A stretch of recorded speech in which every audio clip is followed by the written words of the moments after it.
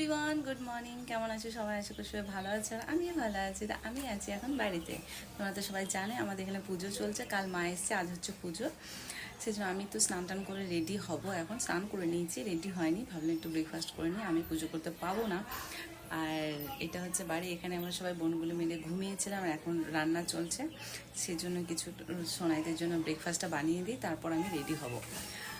আর এখানে নেটওয়ার্কের এতটা প্রবলেম যে আমার ফোনে তো থাকেই না নেটওয়ার্ক বলতে পারো।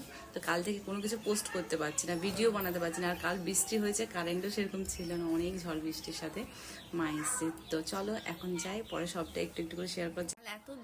এত বৃষ্টি কালকে মার দিকে একটু মেলার দিকটা দেখতেও পাইনি। মা এসছে আর আমরা মন্দিরের মধ্যে দাঁড়িয়েছিলাম, এত বৃষ্টিতে ভিজেছি যে মেলাতে কি রাত্রে একটু বেরোনোর সময় পায় না। সোনাইয়ের শরীরটা এরকমই একটু খারাপ, সেই জন্য আমরা কেউ বেরোনি। অনেক বৃষ্টিতে ভিজে ভিজে সবাই কাল বাড়িতেই দিনটা কেটে গেছে। সবাইকে এক এক করে নিচে পাঠালাম, সবাই ব্রাশ টাশ করে রেডি হতে, কারণ সব বোনেরা মিলে আমরা এই রুমেই শুয়েছিলাম, কেউ নিচে কেউ ওপরে। আর কাল ছিল না কারেন্ট, সবারই মুখ এই ছোট ছোট হয়েছিল, চার্জ ছিল না, কেউ ফটো মোটো তুলতে পারেনি, ভিডিও করতে পারেনি। কাল অবস্থা সত্যি খুব খারাপ ছিল। তো চলো মন্দিরে গিয়ে তোমার সাথে আবার সব কিছু একটু একটু করে শেয়ার করবো। এখন পর্যন্ত চলো, টাটা, আমি যাই রেডি হয়ে, মা ডাকছে।